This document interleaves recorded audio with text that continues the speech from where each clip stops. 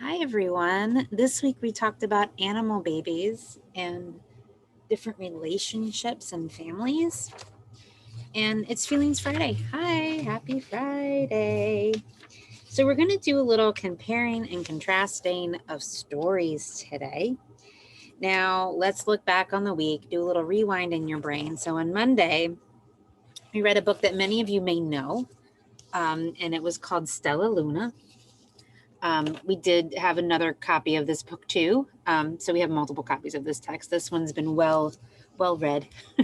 um, Stella Luna by Janelle Cannon. And in this story, we learn about Pip and Flutter, who are birds who meet a bat named Stella Luna who's looking for her family, right? And then later in the week, you may have listened to the Read Aloud the Very Read, or found another version, or maybe you have this book at home and you read it too.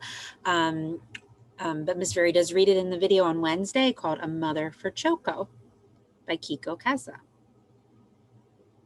And what's similar about this book, right? Maybe similar to Stella Luna, we do have two animals, different kinds of animals searching for a mother, right? Someone who's going to take care of them. Their main and number one provider, which to them is their mother, right? So let's think about these books. Maybe you want to go back and listen to the video. Maybe you want to go and listen to Stella Luna. I'm sure there's lots of read alouds of it and versions of it you could find on YouTube.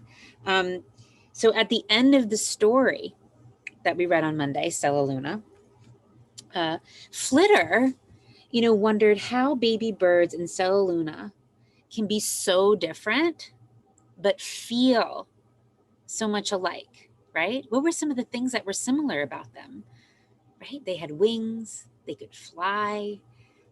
They seemed to enjoy a lot of the same things, but some things were different in how they lived, right?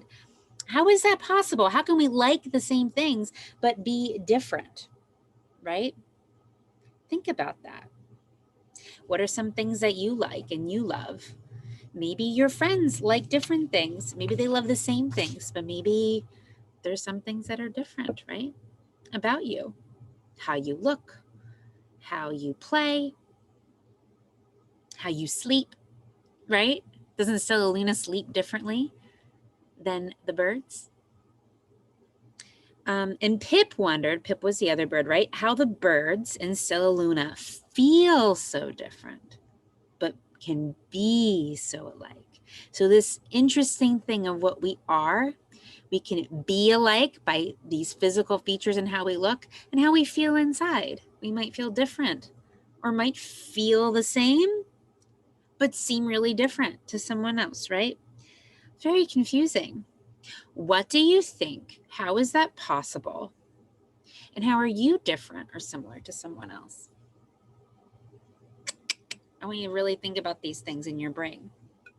Okay, so when thinking of these two stories, Stella Luna and A Mother for Choco, and reviewing them if you'd like, I want you to think about how your family came to be.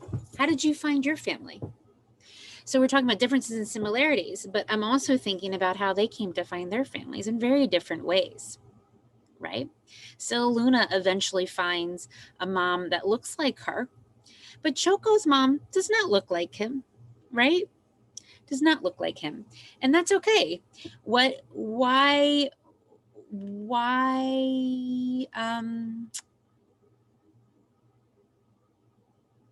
do you feel the way you feel about your family? What feelings do you have about your family? What kinds of things does your family do that's the same as other families that you know, or maybe different, right? We all kind of do different things, but some of the things we do are very much the same. Like some of the things we use to take care of each other.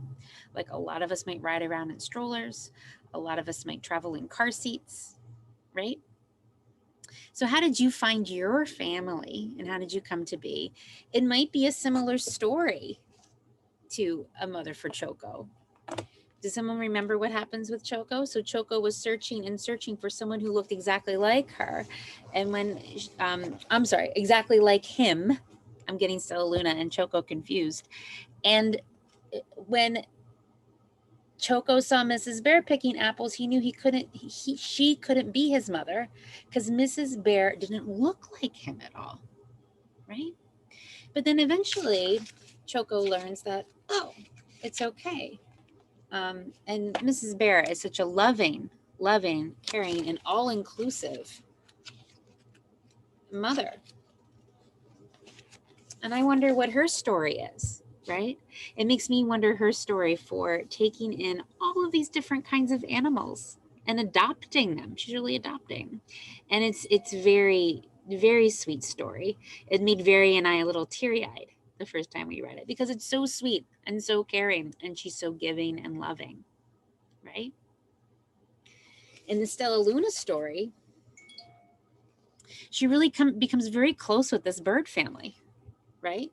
Very close, and loves them like a family, but also realizes that it's not quite suited for her or where she's supposed to be or where she feels like she's meant to be, right? But eventually, she realizes as she's flying through the nighttime and she's talking about her friendships and they're talking about their differences. And I'm trying to find that moment. Yeah, here we go. That's what I was looking for. So he finds his mother, who is another bat, right? She found him. So he was searching for a mother that does look like him. But he found another family in the meantime, before he found his mother, that really took care of her. That really took care of Stellaluna. Sorry, I'm a little all over the place with that today. That really took care of Stellaluna, right? So in lieu of those stories, I'm kind of going long here. Think about your family story. How did you start? How did you come to meet your family? We've all different ways. Some of us were born from our mothers and stayed with our mothers, and we have our forever families, right? And some of us had some time, like Stellaluna, with another family and came to be with another family. And a lot of you have, like I mentioned last week, brothers and sisters, right? That were born, that came to be. And you may remember a time before they came, right?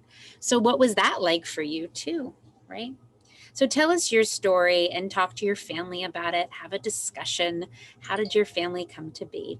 And draw a picture about it and maybe share with us if you'd like, if you feel comfortable.